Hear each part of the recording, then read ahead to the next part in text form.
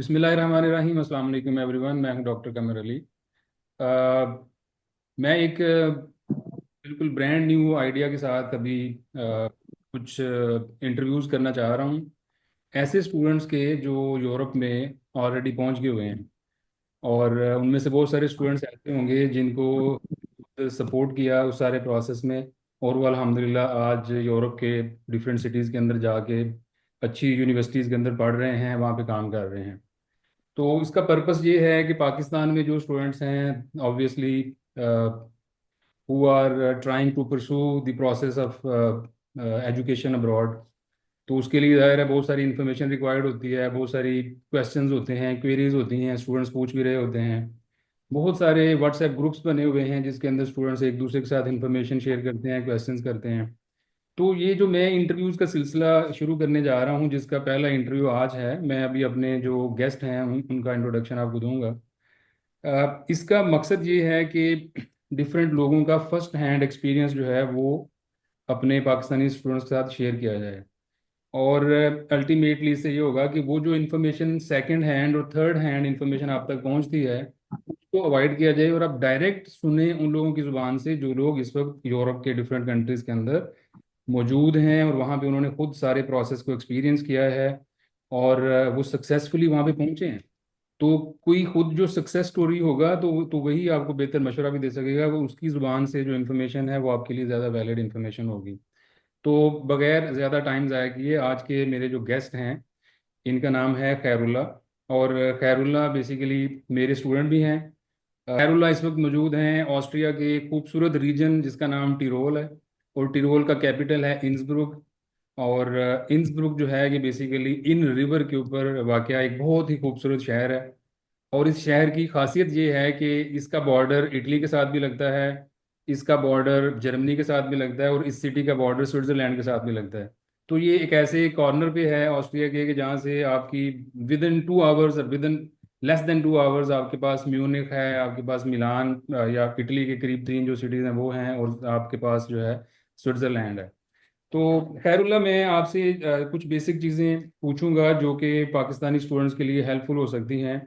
सबसे पहला क्वेश्चन तो ये है कि आपने कैसा फील किया है ऑस्ट्रिया में जब आप गए हैं, तो आप कैसा एक्सपीरियंस रहा है आपके लिए? ज़ाहिर है इंसान की बहुत सारी एक्सपेक्टेशंस होती हैं, और फिर जो रियलिटी सामने आती है वो समटाइम्स डिफरेंट होती है, समटाइम्स वो एक्सपेक्टेशन से बेहतर होती है, समटाइम्स एक्सपेक्टेशन से नीचे होती है। तो आपका कैसा एक्सपीरियंस रहा है?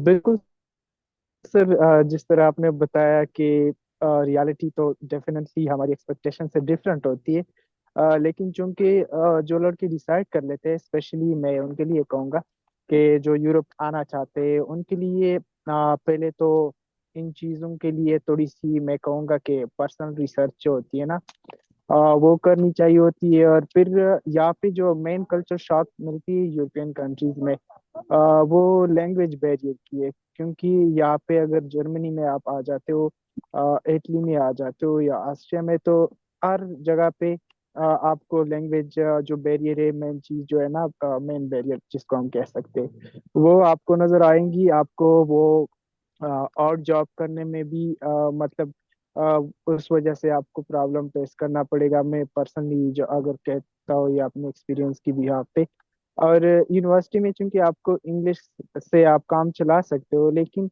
जो बाहर की इन्वायरमेंट होती है जहाँ पे आप जॉब करते हो, जहाँ पे आप दूसरे कल्चर के लोगों के साथ, क्योंकि यूरोपियन लोग जो होते हैं ना, वो जो आपको मतलब जहाँ पे आप जॉब करते होंगे या आपकी अपनी जो प्रोफेशनल वर्क जहाँ पे शुरू हो जाती है, वहाँ पे आपको लैंग्वेज की बड़ी ज़रूरत होती है। तो मैं ये स्पेशली लड़कों के लिए सजेस्ट करता हूँ कि आप लोग जर्मनी जब आना चाहते हो या स्विट्जरलैंड या ऑस्ट्रिया, जिनकी लैंग्वेज जर्मन लैंग्वेज है, और इटली और फ्रांस और दूसरे कंट्रीज की फिर अलग अलग लैंग्वेजेस है।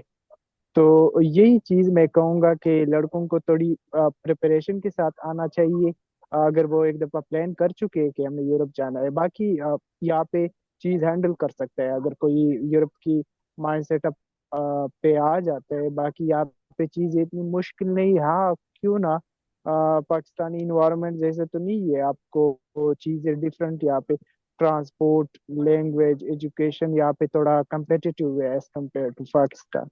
तो यही चीज़ है जो मैं सजेस्ट कर लूँगा पर्सनली, और जो मेरी पर्सनल एक्सपीरियंस है, चूंकि मैं यही चीज़ एक्सपीरियंस कर चुका ओके। हूँ कि बड़ी तो इंपॉर्टेंस है लड़कों के लिए। दैट मीन्स के जी जो सर। इनिशियली जाके जो आपका एक्सपीरियंस रहा है, जो जो चीज़ आपके लिए चैलेंज रही है, वो लैंग्वेज बैरियर था। एंड आई नो के एंड आई रिमेंबर दैट आप तो ऑलरेडी जब पाकिस्तान में थे तो थोड़ा बहुत जर्मन सीख रहे थे, तो आई होप कि वो आपको काफ़ी हेल्प किया होगा उस लर्निंग प्रोसेस ने, जो जर्मन के हवाले से आपने शुरू किया हुआ था।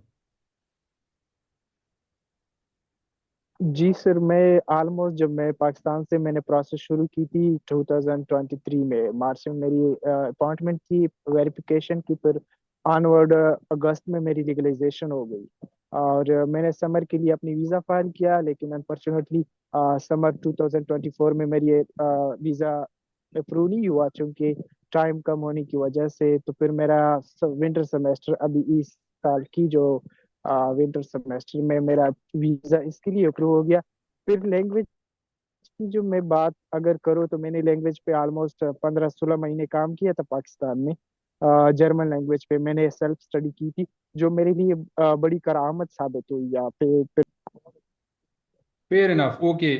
पहली चीज़ ये समझ में आई है कि जी सर। ऑस्ट्रेलिया पर्टिकुलरली अगर आप जाएं तो जितना जल्दी हो सकता है, या इवन पाकिस्तान में रहते हुए आप लैंग्वेज सीखें, और वो चीज़ आपको वहाँ पे जाके हेल्प करेगी। जैसे खैरुल्ला को हेल्प किया उसने, और खैरुल्ला ने पहले 2 वीक्स के अंदर अपनी वहाँ पे पार्ट टाइम काम जो है उसके लिए इसको ऑफर आना शुरू हो गई।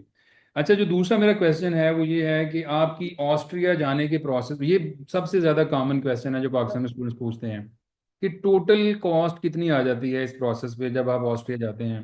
तो आपने तो ज़ाहिर है बैठ के कैलकुलेट किया ही होगा जब आप वहाँ पे पहुँच गए हैं, तो थोड़ा सा रिलैक्स हो गए कि मेरे कितने पैसे लगे हैं इस सारे प्रोसेस पे जब मैं पाकिस्तान से आया हूँ और ऑस्ट्रिया पहुँचा हूँ। तो उसके हवाले से थोड़ा सा बता दें कि रफली पाकिस्तान में स्टूडेंट्स को कितने पैसे जहन में रखने चाहिए कि ये उनके पास होने चाहिए ऑस्ट्रिया में पहुँचने के लिए, और फिर वहाँ पे जाके इनिशियली पहला महीना सरवाइव करने के लिए। जी एग्जैक्टली सर, ओवरऑल अगर आप पाकिस्तान से मतलब पाकिस्तान में जब आप ऑस्ट्रिया में इन नहीं होते हो, तो ऑलमोस्ट प्रोसेस यानी एकोमोडेशन प्लस आपकी पाकिस्तान में वीजा की प्रोसेस तक, ये 4-5 लाख तक आपका ये कास्ट आएगा। फिर ऑस्ट्रिया में जब आप इंटर हो जाते हैं, तो वो फिर और चीजें स्टार्ट हो जाती है। और जी सर। ऑस्ट्रिया पहुंच के पहले महीने में तकरीबन कितने पैसे खर्च होना होते, क्योंकि वो भी ऑब्वियसली आपको पाकिस्तान से लेके आने पड़ेंगे ना, वहां से वहां पे जाते तो आप कोई पैसे इनकम नहीं आएगी आपको। जी सर एग्जैक्टली, ये डिपेंड कर लेते हैं सर कि यहाँ पे पब्लिक यूनिवर्सिटीज जो होती है, उनमें कुछ यूनिवर्सिटीज की फीस जो होती है 363 यूरो होती है पर सेमेस्टर। और जो कुछ यूनिवर्सिटीज होते हैं जिनकी 726, और स्टूडेंट यूनियन फीस मिला के 750 बन जाते। हम्म। तो वो आपने मतलब आके ड्यूरिंग आपने यूनिवर्सिटी की रजिस्ट्रेशन करवाते ही आपने सब वो पैसे देने होते हैं। और फिर पहले महीने की जो एकोमोडेशन है आपकी, अगर हम कंसीडर कर लेते हैं कि आपकी फीस 700 यूरो वाली यूनिवर्सिटी में आपकी एडमिशन हो गई, या 300 वाली में हो गई, तो फिर वो आप पहले महीने का 300 या 350 एकोमोडेशन भी ऐड कर ले अपना। हम्म। जो आपका 150 या 200 यूरो पहले का खर्चा हो जाता है, जिसमें आपकी ट्रेवलिंग कार्ड होते हैं या सेमेस्टर पास होता है ना कार्ड, वो बना लेते हो आप। तो इन चीजों को मिला के बंदे को पाकिस्तान से 1500 से मैं पर्सनली सजेस्ट करूंगा कि 2000 यूरो लेके आना चाहिए ऑस्ट्रिया, जिसमें आपकी 2 मंथ का रेंट भी होगा और यूनिवर्सिटी फी आल सारा कुछ आ जाता है। सेफ साइड पे आपको 2000 यूरो लेके आना चाहिए। बिल्कुल ठीक है। तो जी इसके सर। मीन्स के तकरीबन 5 से 7 लाख आपका प्रोसेस पे लगता है, थोड़ा बहुत फ्लक्चुएट हो सकता है, हर किसी का खर्चा जो है वो थोड़ा जी बहुत different होता है। और रफली 4 लाख रुपया, 4 लाख, या इवन 5 लाख भी हो सकता है, 4-5 लाख रुपया आपके पास होना चाहिए पाकिस्तानी जब आप वहाँ पे हॉस्टल में जाते हैं, ताकि आप पहले महीने में सर्वाइव कर सकें। अच्छा, तीसरा यस जो सर बिल्कुल। मेन इसमें जो क्वेश्चन है वो ये है कि स्टडीज, स्टडीज के हवाले से आपका कैसा एक्सपीरियंस है, यूनिवर्सिटी को आपने कैसा पाया है, और आपको सब्जेक्ट्स और जो वहाँ पे सिस्टम है टीचिंग का और ग्रेडिंग का, और जो उनका क्रेडिट आवर्स हैं जिनको ईसीटीएस बोलते हैं वहाँ पे, तो कुछ इन चीज़ों की समझ आई है आपको? ये कितना फ़र्क है पाकिस्तान से, और आपका कैसा एक्सपीरियंस रहा अभी तक?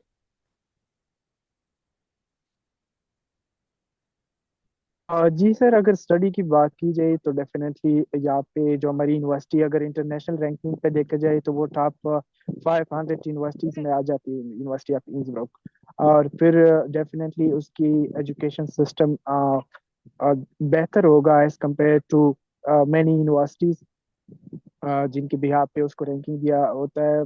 डेफिनेटली स्टडी की रिगार्डिंग मैं स्टूडेंट को यही सजेस्ट कर लूंगा कि जो उनकी प्रीवियस बैचलर डिग्री होती है जो मास्टर के लिए आते, उसके रिलेटेड डिग्री अगर वो चूज कर लेते हैं तो उनके लिए ज़्यादा सुटेबल रहता है। और बैचलर वालों को भी यही सजेस्ट कर लूंगा, अगर वो आर्ट्स के स्टूडेंट है या प्री इंजीनियरिंग के स्टूडेंट है या मेडिकल के स्टूडेंट है, क्योंकि उनके लिए फिर यहाँ पे इजी ये हो जाते हैं कि ड्यूरिंग स्टडी आप जो पार्ट टाइम जॉब कर लेते हो, आपको अपनी पढ़ाई पे इतनी फोकस नहीं होनी चाहिए होती है जितनी आपको। फॉर एग्जांपल अगर आप मैनेजमेंट के स्टूडेंट है तो आप कोई किसी दूसरे ऐसे फील्ड में आ गए जो आपकी बैचलर डिग्री के साथ रिलेट नहीं करता है, तो फिर आपको ज़्यादा एफर्ट देनी पड़ेगी अपने कोर्सेज को क्लियर करने के लिए। यहाँ पे चुंगे आर की कार्ड जो होता है ना, जो हमारा यहाँ पे आपको हमको मिल जाते हैं 1 ईयर के लिए। दूसरी ईयर के लिए जो आपको रिन्यू करवा देते हैं तो आपको 16 जो सीटीएस होते हैं ना वो आपको मजिस्ट्रेट को शो करवाने होते हैं। तो इसलिए बेटर यही है कि जो बंदा अपने सब्जेक्ट को चूज कर लेता है यूनिवर्सिटीज में, तो वो वाइजली चूज कर ले तो ये बेटर रहेगा। जी सर। बिल्कुल सही है। तो अब नेक्स्ट मेरा जो क्वेश्चन है ना, वो ये है कि जो आप वर्क कर रहे हैं वहाँ पे, जो पार्ट टाइम आपकी जॉब है, उसकी नेचर कैसी होती है? ज़रूरी नहीं है कि जी आप पर्सनली बताएं कि आप क्या काम कर रहे हैं, ज़ाहिर है डिफरेंट स्टूडेंट डिफरेंट काम कर रहे होते हैं, बट जनरली कितना टफ होता है, और आप कितने पैसे कमा लेते हैं ऑस्ट्रिया में? सर, ये बड़ी इम्पोर्टेंट पॉइंट है क्योंकि यहाँ पे यूरोपियन जो जो यूरोप के लिए लड़के आ जाते हैं वो चाहते होते हैं लाइफ की स्टेज में कि अपने फैमिली को ना कहे कि हमें पैसे की ज़रूरत है। तो जिस तरह हमने जिक्र किया कि मुझे पहले 2 वीक में जब मैंने विजिट किया डिफरेंट ऑर्गेनाइजेशन पे, तो मुझे जॉब 3 जगहों से जॉब की ऑफर आई। वो ये थी कि मैं थोड़ी सी जर्मन बोल सकता और मैंने ज्यादा वर्क किया था पाकिस्तान में इसके ऊपर। तो और दूसरी जो जॉब इन्वायरमेंट होती है वो इतनी टफ नहीं होती है, बंदा मतलब उसमें इजी हो के आप पर मंथ विदाउट नेट आप 800 900 हज़ार यूरो तक कमा सकते हो 20 आवर पर वीक काम करके। जी सर। ओके। तो कॉस्ट ऑफ लिविंग जो है वो तकरीबन रफली, अगेन मैं कोई पर्सनल आपसे नहीं पूछूंगा कि आपका पर मंथ कितना एक्सपेंस है, बट आप जनरली जो आपका एक्सपीरियंस है तकरीबन ऑन एवरेज ऑस्ट्रिया में जो स्टूडेंट, या पर्टिकुलरली इंसब्रुक में जो स्टूडेंट रह रहे होते हैं, पर मंथ उनकी जी एवरेज कॉस्ट कितनी होती है, including rent and everything? Sir. जी सर, बिल्कुल सर। जिस तरह से अगर इंसब्रुक को देखा जाए तो इंसब्रुक का एक्सपेंसिव थोड़ा इस वजह से मैं कहूँगा कि यहाँ पे अस्टे में जो मेन खर्चा होता है वो अकोमोडेशन का होता है, सबको ये पता है। और अकोमोडेशन इंसब्रुक में थोड़ा मुश्किल है और एक्सपेंसिव दूसरी सिटी की निस्बत इसलिए कि यहाँ पे टूरिस्ट ज़्यादा आते हैं और अकोमोडेशन बहुत कम मिल जाते हैं स्टूडेंट के लिए, और लोग प्रेफर नहीं करते कि स्टूडेंट को अकोमोडेशन प्रोवाइड कर ले। तो जनरली जो खर्चा हो जाता है 350 400 तक अकोमोडेशन मिल जाती है लड़कों को, प्लस 100 आपकी जो ग्रॉसरीज का आ जाता है, ग्रॉसरीज प्लस दूसरी शॉपिंग। और 100 यूरो आप अपनी साइड पे कर ले अपनी फी के लिए, तो हो जाती है 500 से 600 तक खर्चा हो जाती है। अगर आप 800 1000 900 यूरो कमा ले तो आई थिंक ये एक बेटर अर्निंग है पर student to to run his life here in Austria. तो ये चीज बड़ी मतलब इजी मैनेज हो सकती है अगर आपको जॉब जल्दी मिल जाती है ऑस्ट्रिया में। सही है, जी मुझे सर। समझ आ रही है कि रफली बहुत एडिकेटली आपकी जो इनकम है वो आपके लिए जो वहाँ पे एक्सपेंडिचर्स हैं उनको मीट कर रही होती है, और आप पैसे सेव भी जी कर सकते हैं। पर्टिकुलरली अगर आप इस चीज़ को जहन में रखें, जो कि आपको लेटर ऑन आप देखेंगे कि जब आप समझ में, जब आप स्टडीज से फ्री होते हैं ना, तो फुल टाइम काम कर रहे होते हैं, तो उस वक्त 2-3 महीनों के अंदर आप काफ़ी पैसे सेव कर सकते हैं। तो उसमें फिर फीस भी और बाकी चीज़ें जो है ना, वो काफ़ी आप इजीली मैनेज कर लेते हैं। तो अगेन इसको अगर सम अप करें तो तकरीबन 1,000 यूरो पर मंथ आपने बताया कि वहाँ पे स्टूडेंट्स अर्न कर रहे होते जी हैं। सर। और 500 to 600 उनका इंक्लूडिंग फीस, उनका एक्सपेंस है। 400 to 500 वो सेव कर सकते हैं। ऑस्ट्रिया में 14 सैलरी का कल्चर है, आपको हर 3 महीने के बाद सैलरी एक्स्ट्रा मिलती है, जो 13th और 14 सैलरी है उसको कोप अप करने के लिए। तो वो पैसे भी इंक्लूड कर लें। जी समर में फुल टाइम काम करते हैं, तो मेरी पर्सनल अंडरस्टैंडिंग के मुताबिक आप on average 600-700 euro per month save कर सकते हैं ऑस्ट्रिया के अंदर, जब आप काम कर रहे होते हैं आप अपनी स्टडी के साथ। अच्छा, आखिरी जो आपसे, नहीं, आखिरी से पहले जो है वो ये मैं क्वेश्चन आपसे करूंगा कि लाइफस्टाइल आपको कैसा लगा वहाँ पे, और कितना कल्चरल शॉक है आपके लिए, और कितना फ़र्क है रिलीजन वाइज। हम देख लें पाकिस्तानी स्टूडेंट्स को, एज मुस्लिम हम जो कम्युनिटी हैं, तो वहाँ पे सर्वाइव करने के लिए हलाल फूड अवेलेबल है, और ओवरऑल कल्चर जो है वो कैसा लगा है आपको?